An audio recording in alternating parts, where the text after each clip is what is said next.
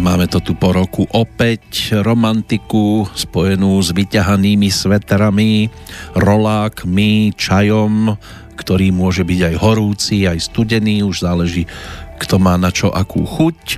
Na stole slivky, hrušky, jablká, nie len v tom tvrdom stave, ale aj v tekutom. Stromy nám ponúkajú opäť nejaké tie úrody a môže byť, že sa z toho potom stane napríklad hroznový džús. Do mixéra sa to všetko strká a už sa vymýšľa a špekuluje, pečú sa koláče a romantika ako taká spojená s jesenným obdobím môže teda naplno vypuknúť. U niekoho možno už pretrváva zo pár dní a u nás sa to môže premietnúť aj do obsahu relácie s názvom Tajomstvá zdravia, ktoré sa po týždňovej prestávke opäť vracajú, lebo sa vrátil domov aj Peter Planieta, ktorý by mohol byť teraz na telefónnej linke. Šuchy buchy. Pozdravujem Banskú Bystricu a poslucháčov. Pán Planieta, opäť ste na cestách. Kam vás to tento raz zaveje, keď sa dopravíte do cieľa? Budem mať stretnutie s jednou známou v Topolčanoch a potom ešte večer budem mať prednášku v Bystrici. No, tak dúfajme, že jednak šťastlivo docestujete, ale hlavne, že nám bude signál naklonený, lebo tak na cestách môže sa stať všeličo, ale tunel mám pocit medzi Bratislavou a Topolčanmi, taký ten cestný, pochopiteľne, ten tam nehrozí, tak snáď to vydrží. No máme tu jeseň, to je základná téma dnešného nášho vysielania. Tak čo by sme teda poradili poslucháčom, aby ten prechod z horúcich letných dní do toho chladnejšieho obdobia, ktoré tu už máme, tak aby to ustáli? No, v tomto prípade je veľmi dôležité, ako sa starali o seba a ako prežili leto. Čiže ak leto bolo o mňamkách, o množstve ovocia, ktoré do seba ľudia dávali, sladkosti, zmrzliny, tak to bude náročné, lebo nedá sa to tak, že reálne ja nahádžem napríklad na dvor veľkú kopu smetí a potom poviem, že zoberiem jeden kýblik, nejaký doplnok alebo niečo a budem to mať upratané. Už nie, už len tým, že som nahádzal tie smeti na tú trávu, tak tá tráva bude uležaná, možno začne pod tým hniť, čiže tie procesy sa tam nejaké udejú a preto je vždy múdre poznať, ako teličko funguje a správne počas leta sa chladiť a nie používať na chladenie alebo konzumáciu určité typy potravín, ktoré môžu potom vytvoriť taký chaos.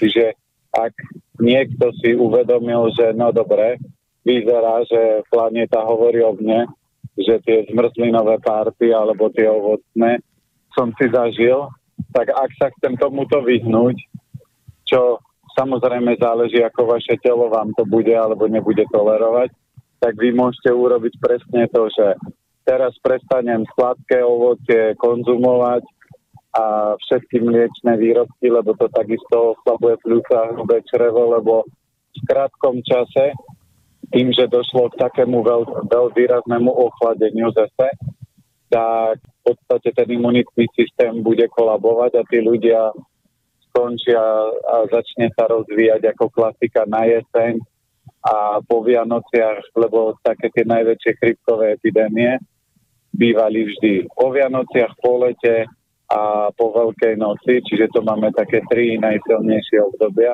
Čiže teraz máme po lete, ešte doteraz bolo teplúčko. Tak ak to chcem toto celé ustať, tak je dobré. Vyhodím sladké mliečné, po prípade aj väčšie množstvo ovocia, čiže keď jedno jablčko a tak OK, že to zase nie, alebo dám si rannú kašu, to mám sladké a už po obede potom nekonzumujem iné veci. No a nasadím si, že zaradím si do stravovania častejšie rýžu, lebo rýža posilňuje imunitu a hrubé črevo a potom si tam viem pridať napríklad rečkovky, viem popíjať zázvorový čaj, aby som to prehrial a pomohol telu sa detoxikovať. Samozrejme na detoxikáciu sú rôzne veci, či už je to napríklad chlorela od Greenwaysu alebo z Duolifeu tam je fiber, tento je tam borelix alebo proimuno na imunitu podporiť, čiže viete sa už potom hrať s tým, že kde, v akom mieste ten organizmus bude blikať a na základe toho to podporovať. No, zase sú svokry v ohrození, lebo ak je niektorá sladká a typická, že krv a mlieko a vy hovoríte sladké a mliečne vyhodiť, tak už aby si balili kufre. Ale máme tu teda čas, keď sa môže byť, že mnohí podstatne viac uchyľujú k tomu, že kávu nahradia čajom. Aký by sme odporúčili do tohto úvodu jesenného obdobia? No, veľmi veľa ľudí to bere tak, že oni majú napríklad bylinky v záhrade a popíjajú to halabala, ale nemali by sme popíjať čaje len tak halabala, že vy by ste mali vedieť, že aká bylina na čo pôsobí, aké má účinky. Čiže keď už čokoľvek pijete, tak si pozrite, aby ste vedeli, že čo chcem tým čajom ako keby dosiahnuť. Čaj nie je, že pitný režim. Čaj je nejaký terapeutický účinok a keď chcem také napríklad univerzálne čaje, tak napríklad výborný taký univerzálny čaj a ja teraz, keď som ráno si pripravoval veci, tak som si dal do termosky klinček, kardamón, zalial som to horúcou vodou, no a máte relatívne univerzálny čaj, lebo z pohľadu čínskej medicíny sa hovorí, že ak vám nefunguje trávenie, alebo máte rôzne zdravotné problémy a neviete odkiaľ začať, tak vždy začnite od podpory trávenia. No a klinček je protizápalový, antibakteriálny, protivírusový, kardamón podporuje trávenie, takisto má antiseptické účinky, čiže takých tých pozitívnych účinkov tam je veľa. A toto je OK, ale už ak chcete ísť napríklad do bylín alebo do nejakých iných čajov, čiže čaje z takýchto korenín, samozrejme musíte niektoré koreniny opatrne, lebo niekto si povie, aha, čaj z korenín, tak si urobím zázvorový čaj, ale ak vám je teplo a máte veľa ohňa, tak si síce tým zázvorom šťastí posilníte obličky, ale zvihnete oheň a ochlabíte srdce. Takže niektoré tie korenia sa nedajú, alebo treba strážiť, aby ich človek nepreháňal a nie je to o tom, že hoci čo je zdravé, môžem vo veľkom. Lebo taký pekný príklad je ovocie. Sú ľudia, ktorí v lete jedli napríklad pol melónu alebo melón za deň, takže samozrejme dostali do tela veľa cukru. Ten cukor, čiže fruktóza, potom ide do pečene, tam sa zmení na tuk, môže spustiť zápalové procesy a vy o 3 mesiace, 4 budete ležať s chrípkou v posteli a budete sa čudovať, veď ale z čoho ja som chorý? To možno tým počasím? To nie je nikdy počasím. To je o tom, čo predtým som robil a v akom štádiu alebo v akej kombinácii som kombinoval určité druhy potravín, ktoré majú potom nejaký vplyv na naše zdravie a na náš organizmus. Spomínali ste rýžu, že je ideálna teda do tohto jesenného času. S čím je dobré kombinovať? Rýžu, no, napríklad ideálne jedlo je vždy napríklad rýža, nejaká strukovina, ak papáte mäsko, tak môžete mať rýža, ryba alebo nejaké kúra. Samozrejme, ja si pamätám zážitok, keď som raz prišiel na Oravu a mamina robila kúra, zohnala z farmy alebo od susedy a hovorí, že no ale ona nemá zemiaky, vrem, tak mami urob rýžu k tomu. A ona, rýža ku kuráťu, veď to vôbec tomu nejde. Čiže na Orave tým, že samozrejme tam boli iné podmienky a chladné, tak tým zemiakom sa tam darilo. Rýža sa tam nedá nejako ľavou za mnou dopestovať, lebo ona potrebuje špeciálne podmienky na to, aby rástla. No tak samozrejme v niektorých miestach ľudia nie sú zvyknutí na to určité potraviny kombinovať, ale my sa nemáme pozerať na to, na čo sme zvyknutí, lebo tie sme neboli zvyknutí na mobilné telefóny a napríklad na elektrosmog a internet a zvykli sme si a prispôsobili sme sa tomu. Takže múdrosť je nastavovať si ten jedálniček tak, aby ste podporili imunitu. Ak niekto chce napríklad chudnúť, tak si večer môže robiť len čisto ryža naturál, zelenina a večeru si sa tak maximálne do 5. 6. A uvidíte, že v prírodzene táto kombinácia bez tukov a bez bielkovín vám vie pomôcť v detoxikačnom procese. Ľudne tam môžete mať veľké množstvo zeleniny, ochutiť si to môžete napríklad nejakými bylinkami, koreninami a dostanete veľmi chutné jedlo, ale zároveň to jedlo vám podporí imunitu a zároveň vás aj detoxikuje. No ale dozreli nám slivky, hrušky, jablčka, toto na stole na jeseň tiež zvykne byť často položené, aj v tekutom stave samozrejme, takže áno. Ste naklonení aj k tomu? No čo sa týka toho, čo v záhrade dozrieva, to je síce super, ale musíte si uvedomiť, že keď máte nejakú veľkú záhradu a máte tam 20 napríklad jabloní, no tak čo, vy viete, z toho budete jesť všetky tie jablka. Príroda má veľmi veľa napríklad zdrojov a surovín na to, aby v podstate či už ľudstvo, zvieratá prežili. A mne sa páčil príklad, keď som bol v Peru a tam sme prišli do pralesa a tam ste mali banány, tam ste mali všetko, tam ste mali mango a rôzne druhy ovocia. Bol tam aj noni, to je také špeciálne ovocie, ktoré sa používa napríklad pri rakovine. Noni má 200 makro a mikroživín a ten chlapík to chytil, zobral to do ruky a vyžmykal si z toho noni trošku šťavy a hodil to na zem.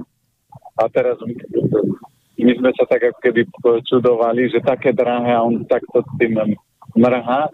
A kamarát, ktorý bol podnikateľ, tak hovorí, že počúvajte, vy tu máte taký nadbytok všetkého, čo to nevyvážate? A on, a na čo? To znamená, že ten prales to nedáva len nám. Čiže platí jednoduché pravidlo. Čo my potrebujeme, zjeme. Čo my nepotrebujeme a čo nezjeme, spadne na zem a zjedia naše zvieratá. A čo nezjedia zvieratá, tak sa matke zemi vráti. A základ je, že samozrejme na záhrade máte rôzne veci.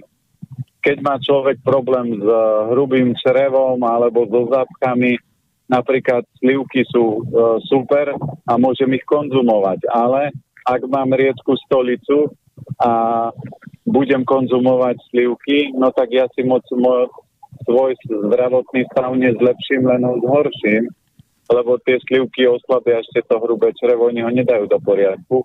Takže treba byť vedomý a múdry a to, čo všetko v záhrade rastie, to neznamená, že to ja musím všetko zjesť.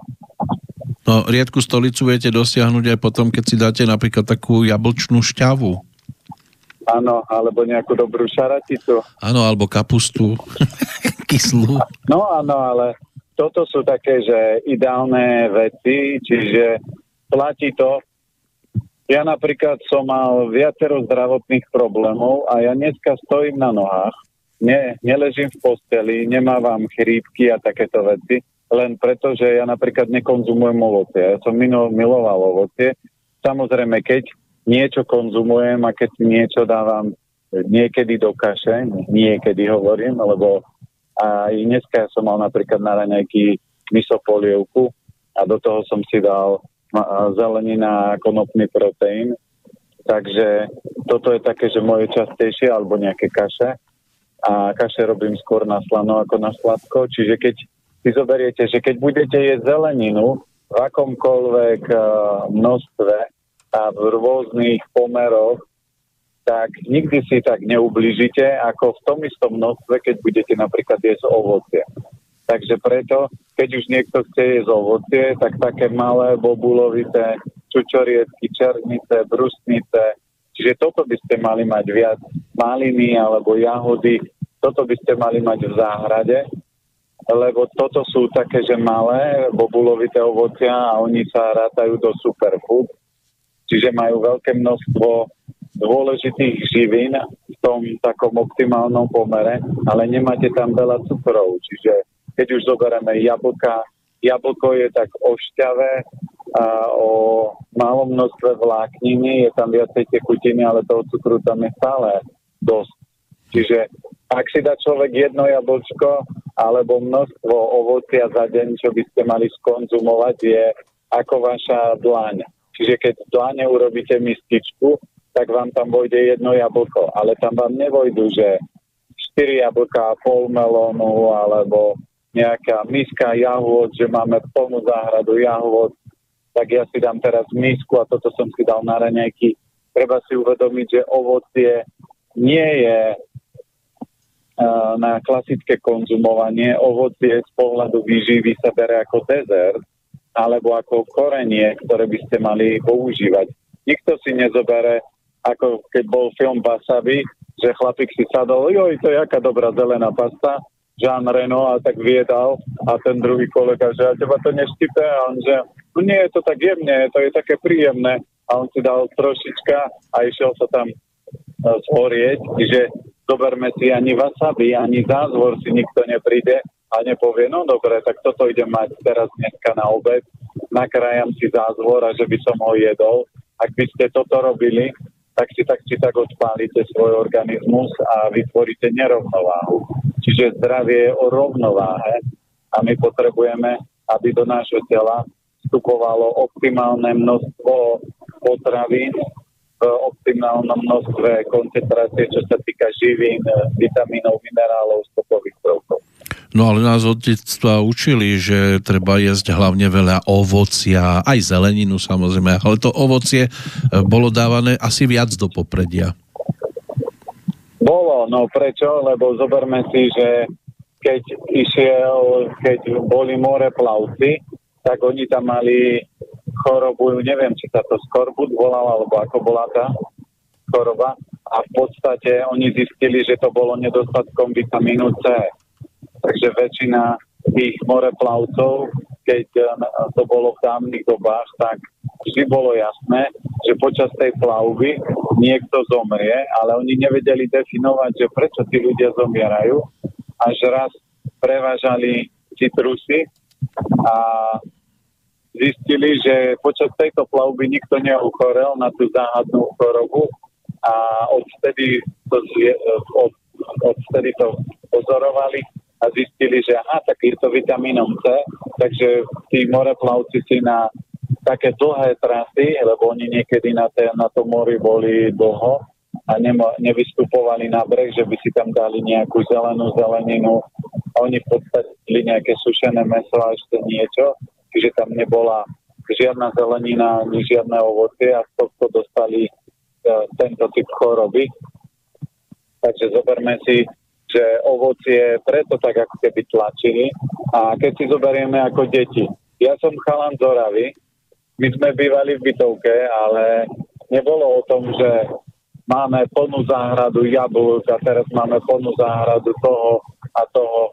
Čiže to je taký ako keby nedostatok, ktorý bol roky dozadu a teraz sa to tak ako keby vytlačilo a vy by ste vždy mali ale premýšľať nie, že to, čo rozprávam, to znamená, aj to, čo ja rozprávam, by ste mali vždy sa zamyslieť a tak si poviem, no dobre, tak keď planéta hovorí, že ovocie nie je také zdravé a že nie je také dobré v takom množstve, tak si skúsim pozrieť teda tie výživové tabulky, kdežto tie výživové tabulky dneska už budete sklamaní, lebo reálne pokles živín v tom ovoci, ktoré nájdete v tých starých výživových tabulkách, tak je 80, niekde 90%, niekde možno trošku menej.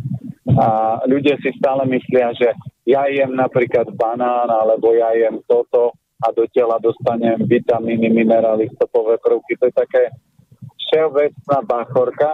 To je ako keď máme teraz po voľbách. Všetci si myslia, že naši politici splnia svoje predvolebné predsavzatia alebo sľuby, no a môžeme sa tešiť o 4 roky, ako sa zase nič nesplní. A takisto to máte v ovoci a staré tabulky, že ľudia sú v tom programe, majú nahratý program z minulosti, že ovocie je zdravé, že takto pôsobí, že takto vyživuje, ale za normálnych okolností, ak by to bola pravda, tak ja už by som mal byť mŕtvy dávno, lebo za posledné, čo ja viem, 6, 7, 8 rokov, tak ja zjem možno ovocie za tých 8 rokov, čo niekto zje za mesiac.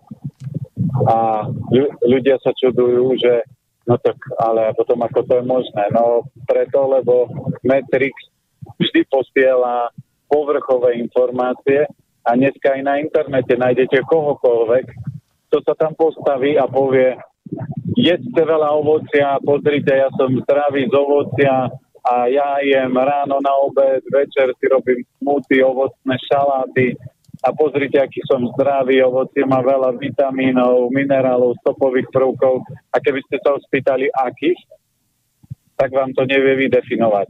No a keby ste zistili, prečo sa jemu zlepšil zdravotný stav, tak by ste zistili, že on bol mäsový, klobáskový a teraz prešiel na ovocie, čiže on bol stiahnutý, vysušený, bez živín, no takže keď prešiel na ovocie, čiže z pohľadu čínskej medicíny, mäso, chleba, syry stiahujú organizmus a ovocie, zelenina uvoľňuje, takže on keď nabehol na takúto stravu, tak samozrejme, že jemu to zachránilo život a cítil sa super, ale ja nepoznám a nemám kamaráta, a poznám veľa ľudí, ktorí začínali so živou stravou a po 20 rokoch, ako ja v tejto oblasti podnikám, ja nepoznám nikoho, kto by teda 10 rokov v kuse jedol živú stravu a nejedol by nič varené, nič teplne upravené.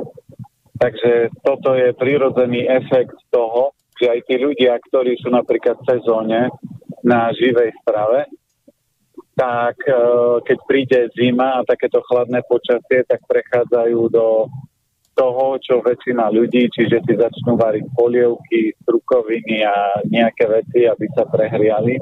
No a keby sme to mali zobrať, že sme niekde v Afrike na púšti, no tak tam vám ovocie pomôže prežiť, lebo musíte konzumovať to, čo tam v sezóne je.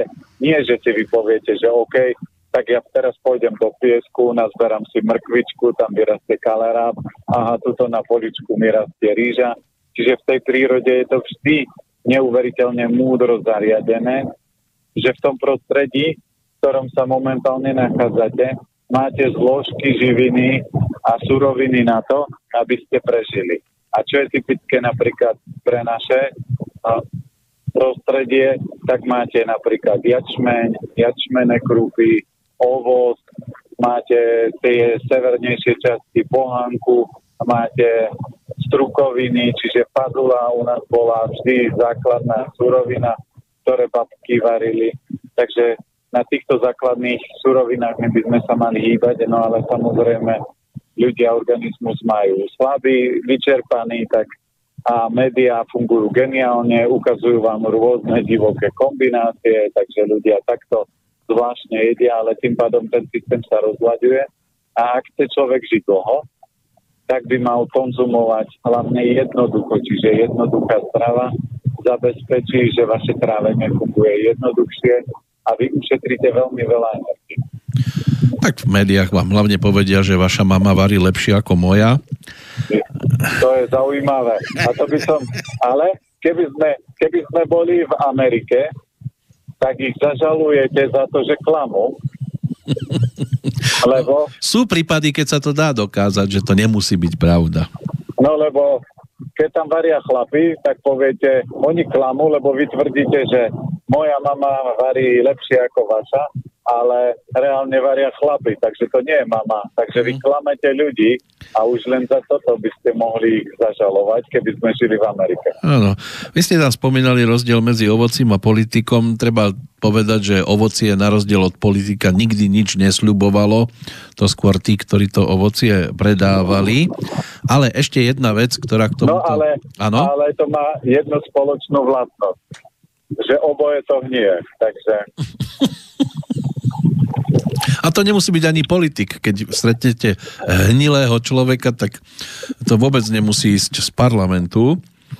Jasné, no ale keď zoberiete, keď ja som teraz, keď pred voľbami pozeral, ako vyzerajú napríklad tí starší politici, tak to je neuveriteľné, že ako oni vyzerajú hrozne na to, že mali moc, mali pod kontrolou zdravotníctvo, mali dosah k peniazom, čiže každý z nich má veľa peňazí, má dostatok peňazí, aby mohol fungovať, aby mohol byť zdravý, vitálny. A teraz, keď sa na nich pozriete, tak oni vyzerajú niektorí ešte horšie ako normálny rolník, ktorý celý život žije s prírodou, na poličku si vypestuje základné suroviny, potraviny, no a vyzerá ďaleko lepšie ako napríklad niektorí z tých politikov, ktorých ja som videl v tom vyššom veku. A to je efekt, že do politiky ísť, aj keď niekto povie, že koľko bonusov a benefitov vám to prinesie, ale opak je pravdou. Ja som ešte nevidel politika, ktorý by sa dožil nejakého vysokého veku, okrem Churchilla alebo Brezhneva, ktorí mali obočie také, že ako aj Stalin mal také hrubé obočie, čiže si zoberme, že oni ten koreň mali silný, ale väčšina našich politikov to nedá tak, ako to nedá ovocie, ktoré keď necháte na stole položené, tak príroda prirodzene začne rozkladať. A toto sa deje aj v rámci duchovných zákonov. Ak nepočúvate seba, ak nepočúvate a nekráčate v súlade so svojou dušou a porušujete prírodzené vesmírne zákony, tak prirodzene vždy budete musieť za to zaplatiť daň, ktorá sa bude odvíjať od toho, ako ste žili ten život predtým. Tak Brežnev, ten sa dožil iba 75 rokov, to skôr Miloš Jakeš, ten mal 97. By som povedal, že tento asi skôr využil tú možnosť byť vo vysokej funkcii a nejako sa zariadiť aj po tej súkromnej stránke. Ale ešte sa vrátim k jednej veci, než sa pozrieme na nejaké tie otázky našich poslucháčov, lebo často sa táto jesenná doba využíva na zaváranie.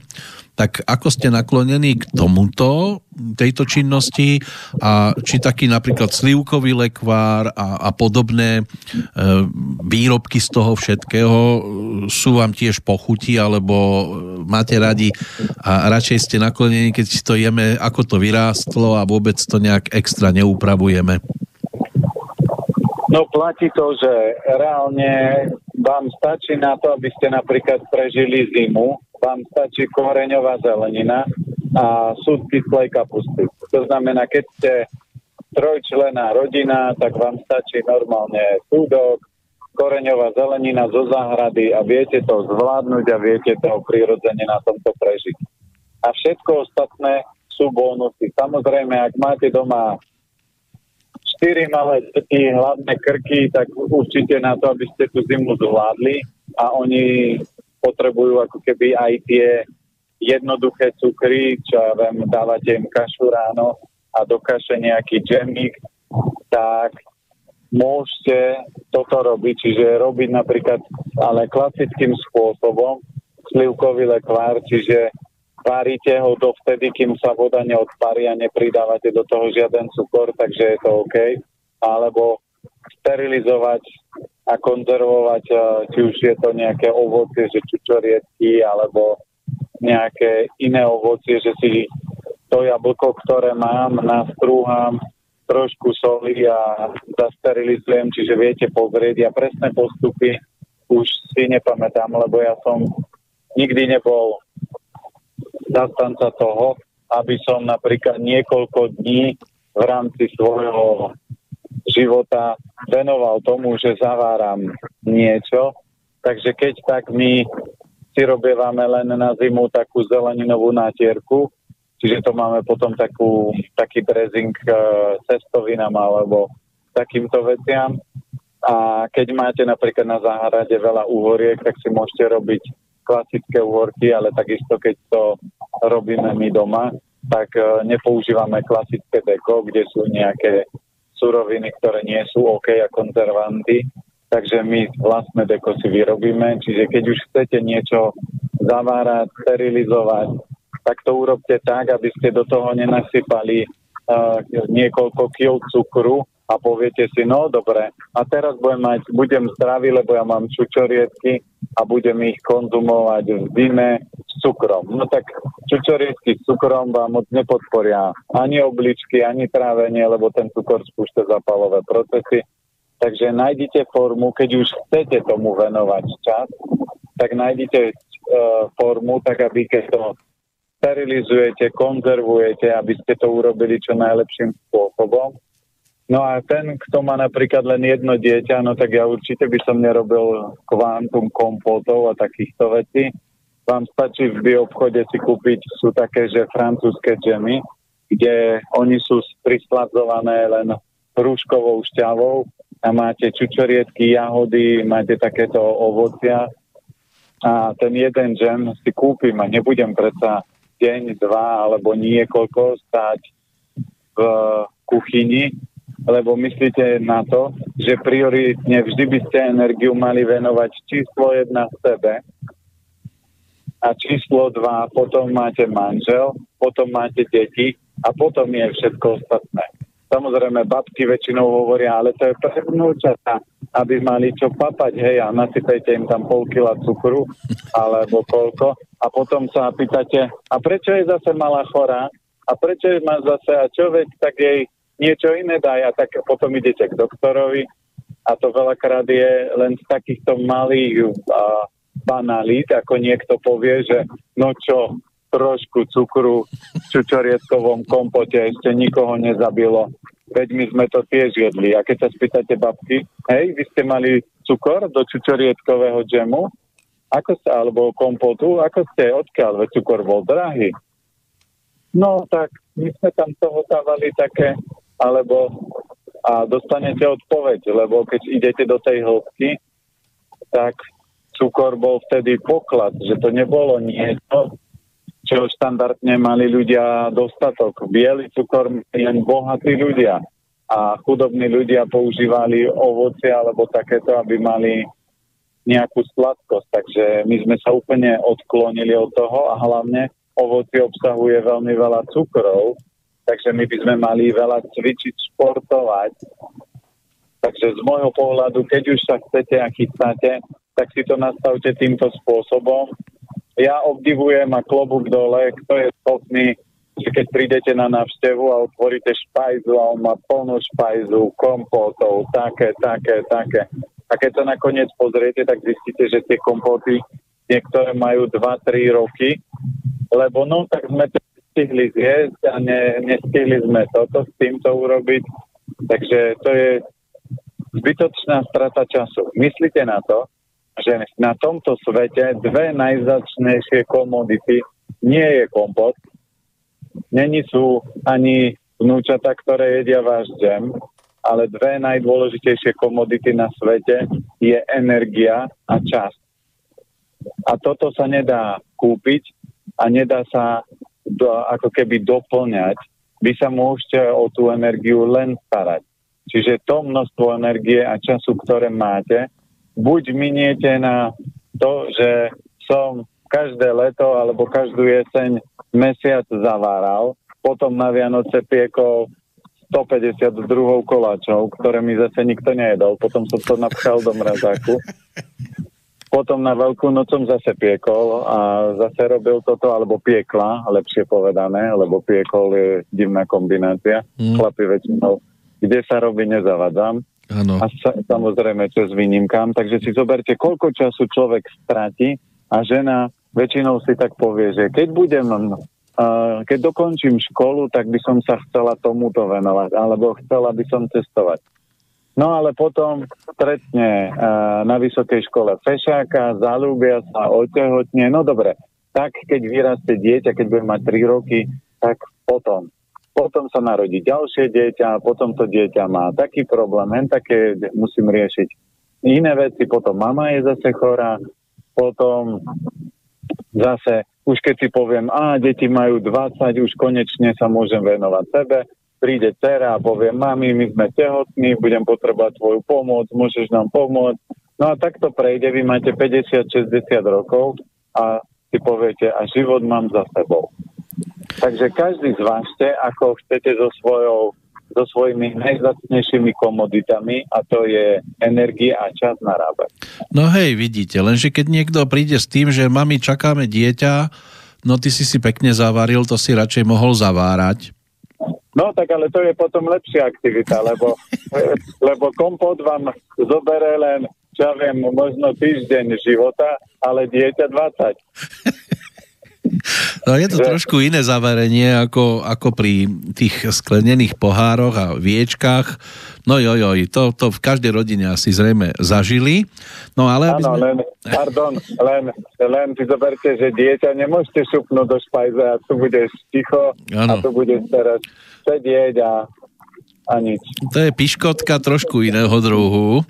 Poďme sa pozrieť my na maily, lebo máme tu aj nejaké otázky aj z tých predchádzajúcich týždňov, keď sme sa tomu nemali šancu povenovať a začneme teda Vladimírom, ktorý nám napísal: pred 2 rokmi som prekonal COVID a bol náročný s horúčkami 9 dní a dodnes sa mi nevrátil čuch úplne, ani chuť sa mi celkom nevrátila. Melóny som zbožňoval, ale teraz ho nemôžem dať do úst. Nebol som očkovaný. Dá sa to nejako napraviť? Jasné, že všetko sa dá napraviť, ale budete musieť, že tým, že sú tu takéto ešte prejavy, tak budete potrebovať upratať a podporiť pľúca, hrubé črevo, lebo zoberme si, že aj COVID funguje tým spôsobom, že ak máte niekde nejaké slabé miesto v organizme, tak akýkoľvek vírus, baktéria vás len upozorní na to, kde pramení nerovnováha a čo s tým urobiť. Takže treba nasmerovať, určite treba vyradiť slabé mliečne pečivo, lebo to sú také 3 komodity, ktoré najviac oslabujú čreva a pľúca súčasne, takže tým pádom toto chcete urobiť, no a podporte, že napríklad veľmi dobré na imunitu máme čagu sibírsku, čiže tá je výborná. Môžem pridať napríklad chlorelu, ktorá má schopnosť detoxikovať, takže môžete pridať takéto suroviny alebo všetko, čo posilňuje pľúca, hrubé črevo, aby ste to zvitalizovali. Druhá otázka je od Soničky. Rada by som sa opýtala pána Planetu na spôsob konzumácie konopného proteínu. Používala by som ho, ale neviem, s čím by ho bolo najlepšie skombinovať, aby mi chutil. Skúšam napríklad konopný proteín, mandľové mlieko a stéviu, ale nie je to ono. Ak má pán Planeta nejaký tip na jeho použitie, bola by som rada, keby sa oň podelil. No, štandardne, keď si chcete robiť takýto nejaký koktail, tak dajte si napríklad do toho biokakao, ktoré vám to môže ako keby skvalitniť a zmeniť tú chuť, ale konopný proteín sám o sebe je výrazný, čiže mali by ste sa dostať do toho štádia, že väčšinou málo kto vie popísať chuť, a len tým, že sme zvyknutí na nejaké veci, tak je nám to zvláštne. Samozrejme aj pre mňa v prvom kole ten konopný proteín chuťovo bol zvláštny, ale to je ako keď sa posadíte do nového auta alebo máte nový byt, tak takisto sa tam cítite zvláštne, takisto tam nespíte dobre na začiatku, takže ideálna kombinácia potom, keď tak prekryť tú chuť toho proteínu, čiže môže byť napríklad kakao, alebo Duolife má taký proteínový prášok tiež a on sa používa a je vyvinutý na chudnutie, Slim Shake sa to volá, takže ten má takú vanilkovú príchuť, takže niektorým ľuďom ja odporúčam, že dajte si odmerku tohto a dajte si odmerku konopného proteínu a potom to už máte chuťovo zaujímavé, čiže môžete to škoricou doladiť, takže koreninami alebo kakaom, to viete ako keby zmierniť tú chuť proteínu, ale ona vždy tam šťastí bude a ja napríklad ako dneska som mal misopolievku, čiže do toho som si dal odmerku proteínu a viem, že on takto chutí, má takúto chuť, ale viem, že posilňuje, dodáva do môjho tela kvalitné bielkoviny, posilňuje moje obličky, takže keby som si mal vybrať, že rýžový, ktorý mi bude chutiť, a konopný, ktorý mi nebude chutiť, budem piť konopný. Niekto povie, no bože, to je ale blázon, on konzumuje niečo, čo mu nechutí, ale zoberme si, do auta takisto nelejete to, čo má lepšiu cenu, čo vám viacej vonia, lejete to, čo to auto potrebuje na to, aby fungovalo. A takto by ste mali pristupovať prirodzene aj k vášmu telu. Ďalším písateľom je Laco. Dobrý deň, pozdravujem, prajem pekný deň. Mám pripravené 2 otázky. Prvá sa týka mojej partnerky, ktorá má dlhodobé bolesti na ľavej strane brucha pod pupkom. Bola na viacerých vyšetreniach, ale lekári jej nevedia dlhodobo nič zistiť. Je to tupá bolesť v bruchu a zvnútra, ako keď je zápal močových ciest. Pociťuje to niekedy aj pri pohlavnom styku a močení, aj v pokoji pri sedení približne 4-5 krát denne. Niekedy jej bolesť prechádza do ľavej nohy z vnútornej strany stehna od rozkroku. Má 26 rokov, cvičí, aj sa zdravo stravuje. Sem tam si dá niečo komerčné. V minulosti jej gynekologička dávala viacero antibiotík, ale nepomáhalo to. Nevieme si to vysvetliť, z čoho to vzniká. Takže to by bola prvá otázka. No, môže to byť samozrejme o tom, že tam je niekde nejaká baktéria, alebo samozrejme číslo 1 energetická slabosť, čiže môže byť, že obličky, močový mechúr sú energeticky stále slabé. Aj keď cvičíte, aj keď relatívne dobre jete, ale aj ja keď som mal napríklad ľudí na konzultácii, vždy sme tam našli niečo, čo sa je dennodenne a čo poškodzuje stále ten organizmus.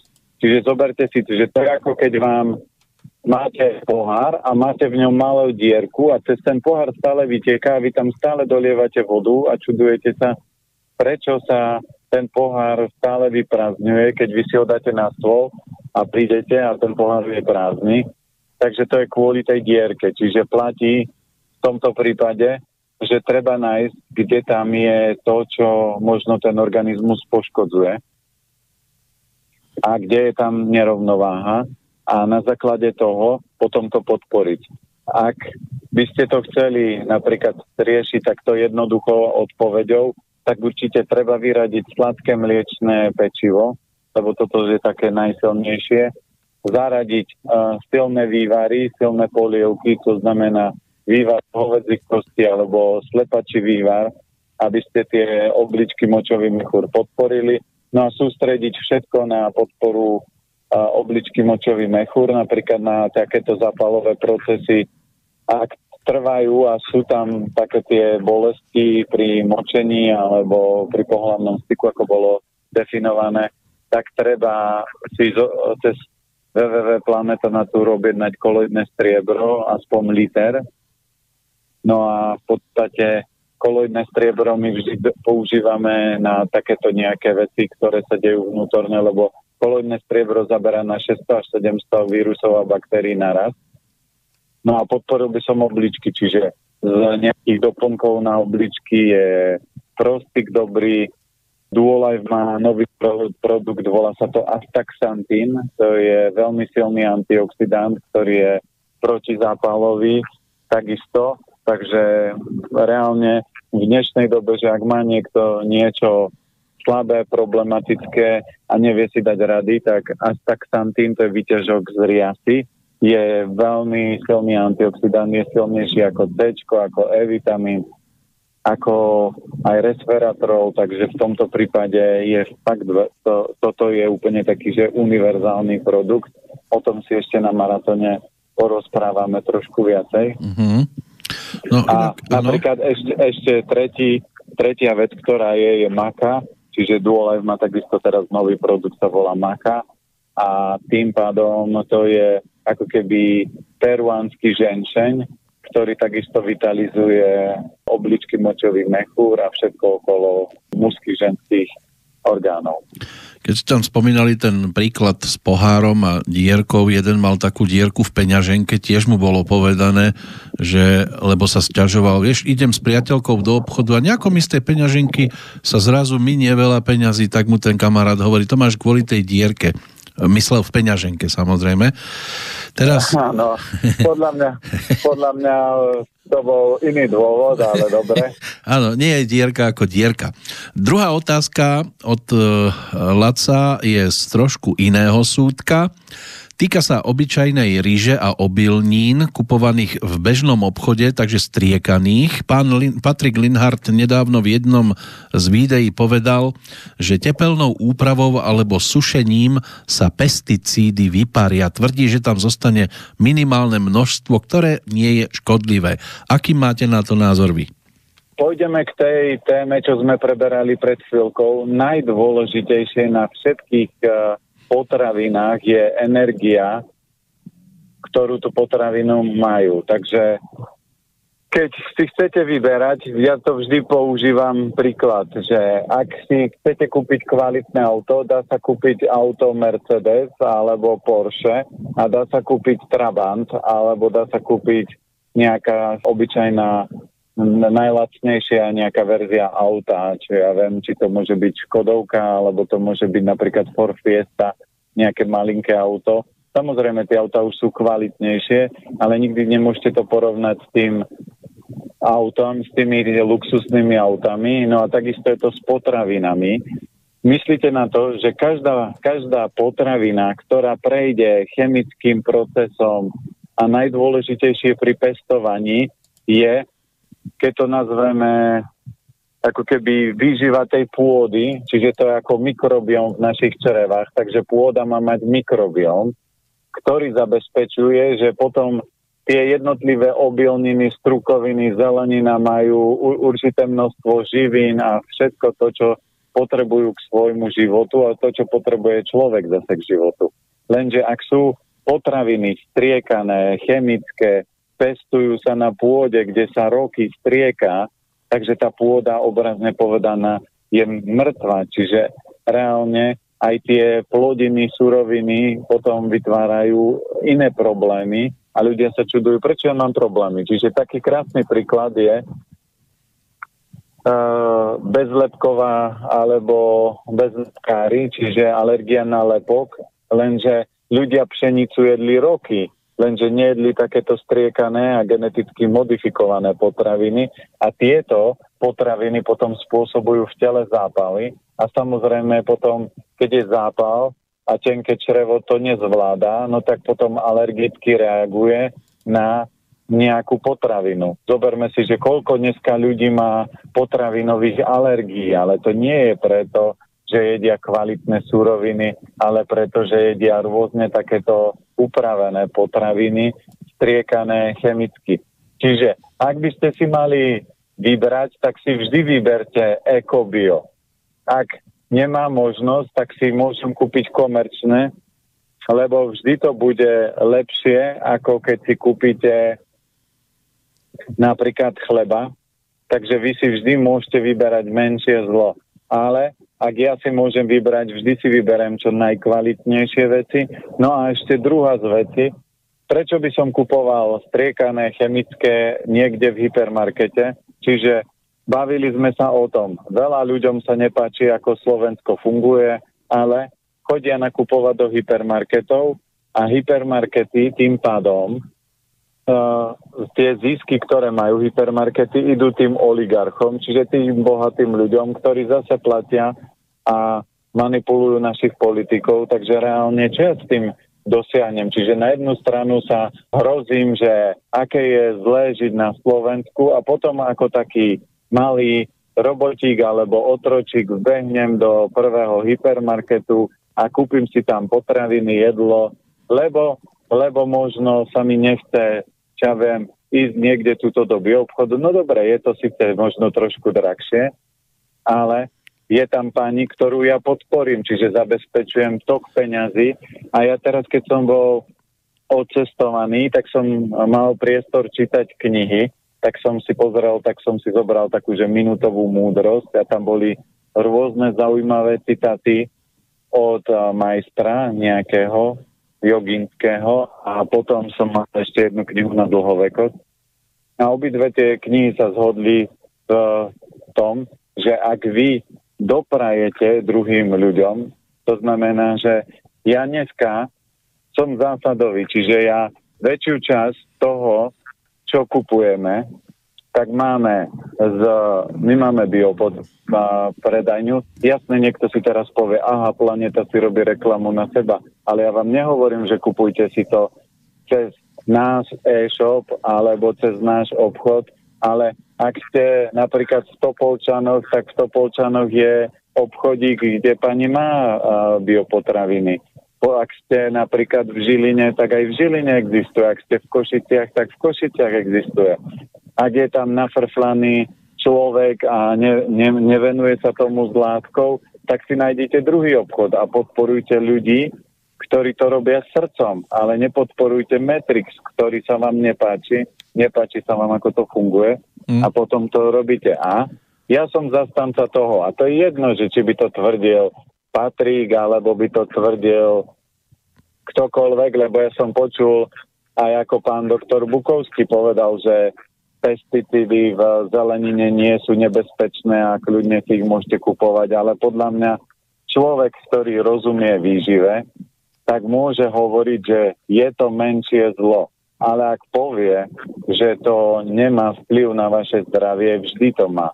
Lebo tá chemizácia ovplyvňuje obrovsky tú rastlinu a tá rastlina je potom pokrivená. Čiže napríklad ľudia, a vidíte to aj na ľuďoch a vidíte to na deťoch, ktoré sú krmené klasickými sladkosťami, cukrom a chemickými potravinami, tak oni nepremýšľajú normálne a väčšinou máte problém ich ako keby spracovať, kdežto deti, ktoré keď majú dobrú výživu, úplne inak im funguje mozog.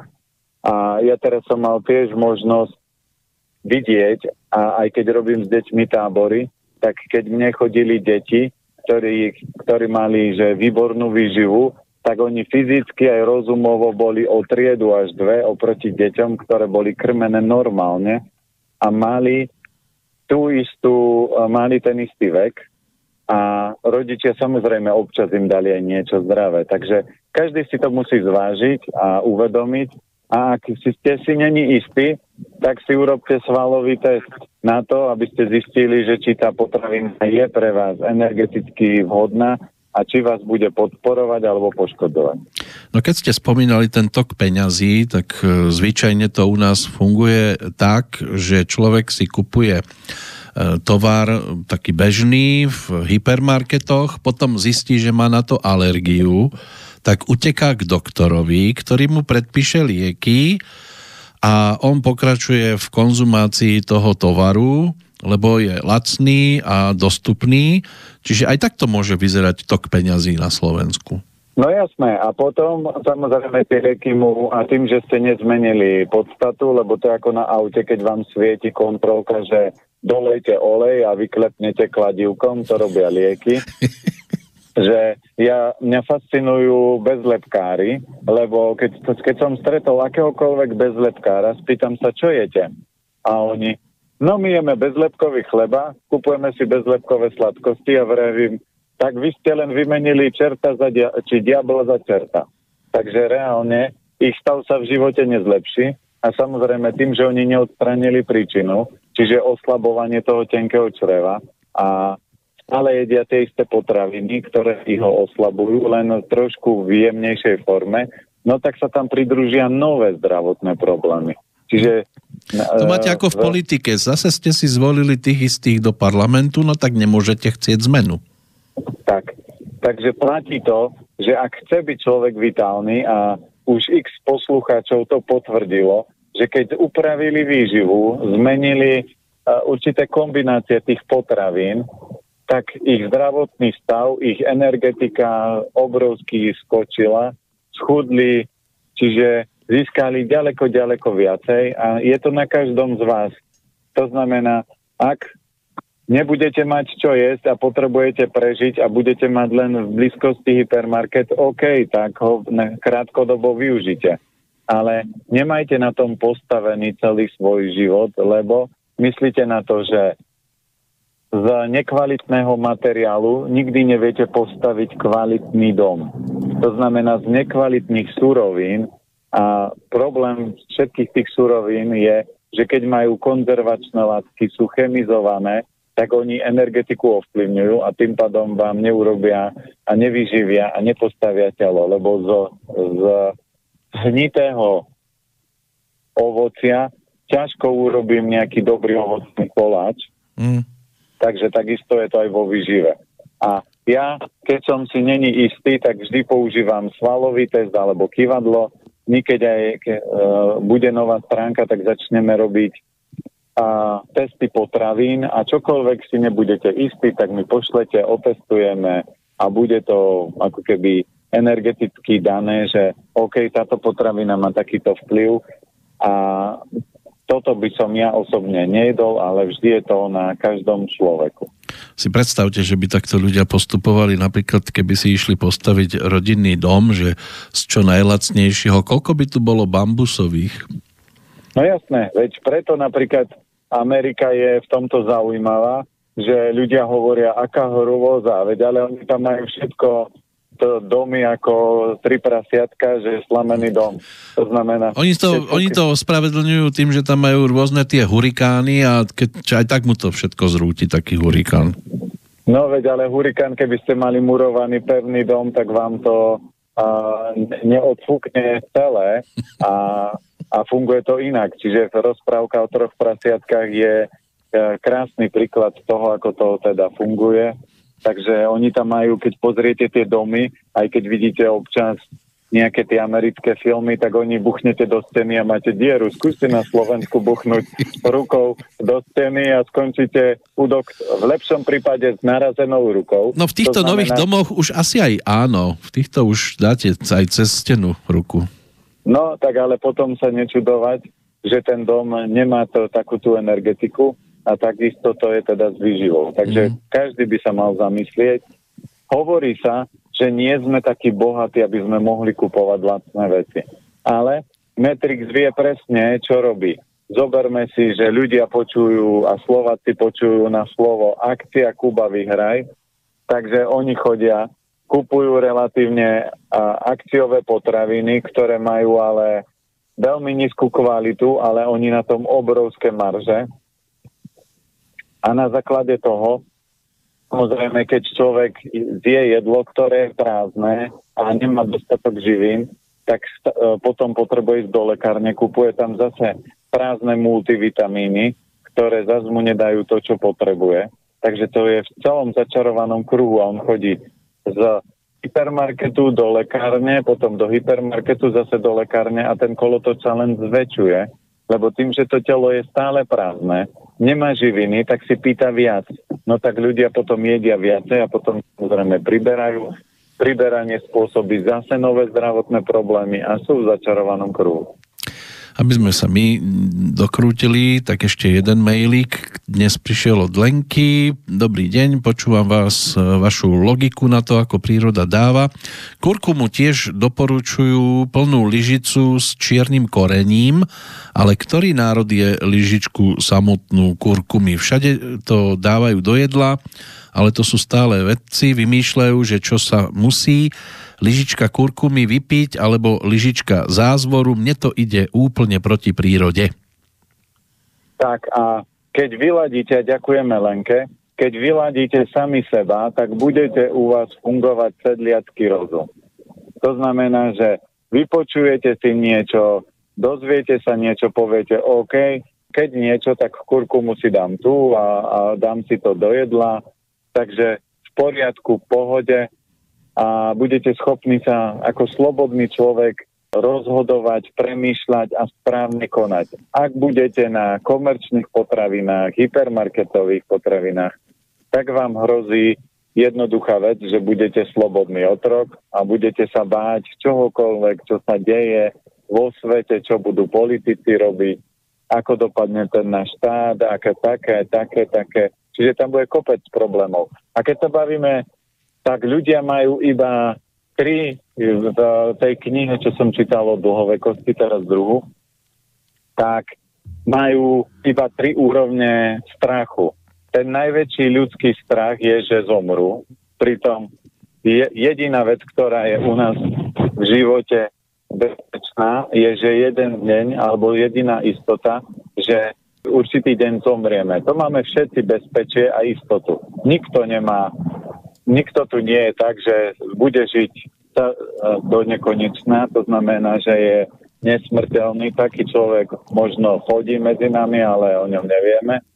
Ale väčšina ľudí je nastavená tak, že jedného dňa zomrieme. A to je najväčší strach ľudstva. Druhý najväčší strach ľudstva je, že budú zomierať v bolesti. No tak ak sa tohto bojíte, tak s tým niečo urobte. A tretí najväčší strach je, že nebudú schopní v starobe sa o seba postarať. Takže toto sú 3 najväčšie obavy ľudstva, čoho sa ľudia boja. Potom je obava, že prídem o prácu, že nebudem mať dosť peňazí, ale tieto strachy sú číslo 1. A zoberme si, že prvý neovplyvníme, ale ďalšie 2 úplne v pohode životným štýlom ovplyvnite tak, že a tým, že vyladíte svoje telo, tak prirodzene sa prestanete báť, lebo viete, že aj tak, že jedného dňa zomriete. Čiže správnou výživou vy vyladíte všetko naraz a nemusíte sa čohokoľvek báť a strachovať. Tak jasne, ideme z bodu A do bodu B. Či je za rohom, alebo ešte veľmi ďaleko, o tom málo kto tuší a vie. Ešte jeden dodatok od Lenky. Ja som bola 10 rokov RAW, aj v zime som bola RAW, ale teraz už nie som RAW, už kombinujem, cítim sa lepšie vegan plus RAW. Je pravda, že v zime viac mi chutia iné potraviny. No a toto je to, že v podstate my to máme energeticky nastavovať. Čiže ak ja pôjdem napríklad do krajiny, kde sú priemerné teploty 40, takže aby som tam prežil, tak pridám viacej RAW potravín, čiže môžem si viacej zeleniny, môžem viacej šalátov jesť, jem ľahšie jedla, ale ak pôjdem na severný pol, tak nepoviem si, že teraz idem ráno urobiť smoothie, že si prídem. Takže reálne tá energetika funguje všade a človek by mal používať sedliacky rozum a čokoľvek si vždy vypočujete a hovorím, to je jedno, či to je Jožko Mrkvička, Peter Planeta alebo ktokoľvek, vždy by ste mali pri tom premýšľať, že je toto dobre pre mňa, je to v súlade so mnou, a verím tomu, neverím tomu, ak neverím, idem si to otestovať, vyskúšam, že či to teda je pravda, nie je pravda. No a keď chcete vidieť, ako funguje RAW strava a nie ste taký, že ohnivý typ, ale že vám býva väčšia zima, no tak skúste, keď bude vonku tuhá zima, si dať 24 hodín, alebo dajte si 3 dní, že budem na živej strave, pôjdem si kúpiť grepy, pomaranče, citrusy a pochopíte, že za 1-2 dní budete extrémne trpieť. No, to ako keby ste si doviedli domov 40 dievčat, tiež je to živá strava a rovnako by ste trpeli. No, tiež by ste. A keď budeme baviť o tých yangových, takže skúste, už ste videli chlapa, ktorému je veľmi teplo. Videl. Áno. Keď manželka zistila, že... Vtedy bolo horúco. Áno. Takže v tomto máte pravdu. Ale že keď je chlap taký ohnivý a teraz videli ste ho, že by on išiel do Egypta, kde je 40 stupňov a teraz na priamom slnku si vyprážal stejky. Videli ste takúto... No, nebol som v Egypte, takže som to nevidel. No, tak môžete byť. Ruku do Egypta dáte a... Do Gipsu, nie do Egyptu. Áno. No, to sa hovorí, že máš ruku v Egypte. Takže... No ja som ani nikdy napríklad nevedel, že som RAW. 30 rokov som, lebo sadol som si za mikrofón a povedali v RAW. Áno, takže vidíte. Už som aj ja v RAW. Tak vral. Takže... A ešte by som chcel povedať jednu vec, lebo tu máme aj od Andreji e-mail, ale asi chcete dokončiť niečo. Vždy sa budeme baviť o tom, že treba používať ten prírodzený hlas vášho vnútra a hlas vášho vnútra vám nikdy nebude hovoriť daj si koláčik, daj si teraz toto. Čiže vy keď poznáte 5 elementov a zistíte, že ktorý z orgánov podporuje a aké chute, aké koreniny, no tak si viete odsledovať, že ak mám chuť na veľmi pikantné, tak očividne si chcem podporiť pľúca hrubé črevo. Ak mám veľkú chuť na sladké, tak v mojom živote chýba niečo iné. To neznamená, že to mám jesť vo veľkom. Čiže toto je správne naučiť sa takto pozorovať. Tak, ak máte veľmi chuť na pikantné, tak film s hviezdičkou a máte to za sebou. Áno, alebo zavoláte svokru na návštevu a bude to riadne pikantné. Áno, a necháte ju prechádzať sa v spodnom prádle. Joj, to by bola pikantéria. Alebo aj ale aby sme neboli takí, že jednostranní, aj svokor, keď by áno, jasné. V spodnom prádle poprechádzal a bola taká jednoduchá veta, že viete, čo sa môže automechanik spýtať a nemôže sa spýtať manžel alebo manželka? Akú vetu? Že čo s tou pneumatikou? Takže... No samozrejme, že musí aj svokor, nech aj manželka trpí. Takže, tak. Ešte Andrejka, moja dcera má 19 rokov a trénuje tak veľa, že jej bol zistený tuk 8%. Má problém s menštruáciou, vypadávajú jej vlasy a má oslabenú imunitu. Ako sa to dá napraviť, keď pravidelne trénuje? No, musí mať ďaleko väčší príjem, čiže platí to, že ja mám ďaleko väčšiu záťaž, čiže extrémnejšie oproti bežným ľuďom. Takže ja nemám klasický príjem, že si dám raňajky, obed, večera. Čiže preto ja mám medzi tým, si dám konopný proteín, preto mám doplnky, aby som doplnil do toho organizmu to, čo potrebujem, aby to telo prirodzene zvládlo.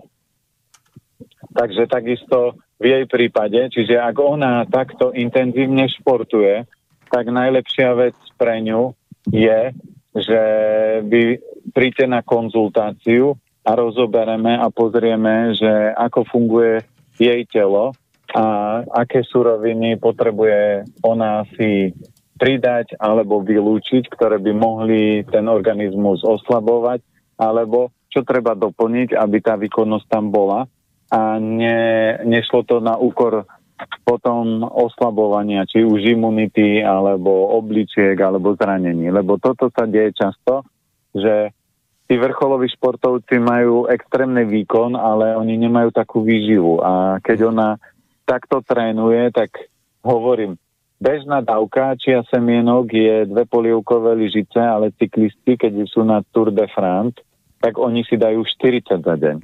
Takže preto aj v jej prípade ten príjem živín, doplnkov a kvalita toho jedla má byť extrémne vysoká, čo sa týka kvalitatívne, aby ona mala extrémny výkon. Lebo keď ja som zobral vrcholových športovcov, alebo niekto, aj deti, čo robia šport intenzívne, tak oni majú extrémnu záťaž, ale priemerný až podpriemerný jedálniček, takže samozrejme na tomto sa nedá držať dlhodobo extrémny výkon.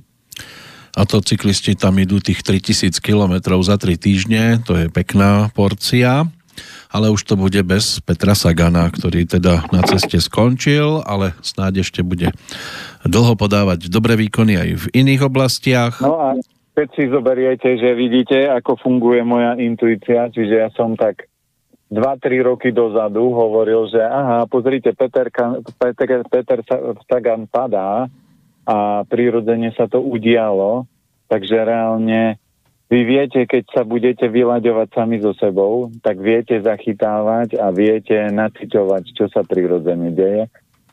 Ja vždy budem hovoriť, že on je úžasný človek, dostal obrovský talent a som rád, že aspoň toto dosiahol, ale to, čo ja budem chcieť v budúcnosti robiť tým, že poznám, ako to telo funguje, tak budem chcieť, že zoberiem deti a nastavím tie deti tak, že budú mať dokonalú výživu, budú mať šport, ktorý milujú, niektorým vyberú rodičia a na základe tohto oni dosiahnu takýto maximálny výkon a budú schopní nie, že nejaké krátke obdobie dosahovať tie výkonnosti, ale 15 rokov alebo 10-15 rokov všetci budú vedieť, že pozrite, tento sa tu stále drží. Toho treba zastreliť, lebo za normálnych okolností on ešte aj v 50-ke bude vyhrávať medzi 25-ročnými, čo veľa ľudí povie, že to v reálnom vrcholovom športe nie je možné. No je, lenže Žiaden vrcholový športovec sa nestará o seba, ako keby mal, ako napríklad závodník Formuly 1. Keď chcete vyhrať Formulu 1, tak ten stroj má dokonalú výbavu, všetko je nastavené do najmenších detailov, odpor vzduchu, všetko. A náš stroj na ten dokonalý výkon je naše telo a keď ja vidím, ako jedia športovci, a to aj naši olympionici, tak sa mi nožik v vredku, ktorý nemám, otvára. No vidíte, aj Matej Todt, ten už dal aj maratón. Nedávno v Košiciach. No dal, veď môže, ale pointa je, že to, že má nejakú výkonnosť, ale otázka je, že ako dlhodobo viete tú maximálnu výkonnosť tam držať. Nie, že tam prebliknem, ale... No, už ako športovec, on je už iba rekreačný. Za to Nasťa Kuzminová ohlásila návrat. No, vidíte, ale tak Nasťa má, veď sme mali jej trénera a... Pána doktora Cabana sme mali, áno. Áno, a to je úplne iný prístup, aký oni majú. A aj pán doktor Caban ste počuli, že ako on rozprával a v akom veku a v akej výkonnosti on je. Takže vždy je to záležitosť. Áno, teraz behá s Podbrezovou po futbalových štadiónoch. Stará sa tam o športovcov. Takže, no, dúfam, že ho niekedy ešte budeme mať pri mikrofóne, že nám porozpráva, ako to beží v tom futbale, ale pre dnešok končíme s tým, že o 7 dní, my sme sa už s pánom Planetom bavili, mám takú celkom príjemnú povinnosť cestovať mimo Banskú Bystricu, takže poslucháčov asi zarmútime, lebo mala byť večerná relácia, nebude ani predpoludnejšia, ale najbližšie by sme sa mali počuť o 2 týždne a to hneď 2-krát, lebo potom by už mal nasledovať aj náš maratón. Je to tak? Áno, je to tak, takže v maratóne to dotiahneme, čiže ja maratón budem chcieť zavolať takých zaujímavých ľudí, hostí, ešte dodiskutovať možno niektoré témy, ktoré sme nedodiskutovali a máte sa tým pádom na čo tešiť a vynahradíme ten výpadok.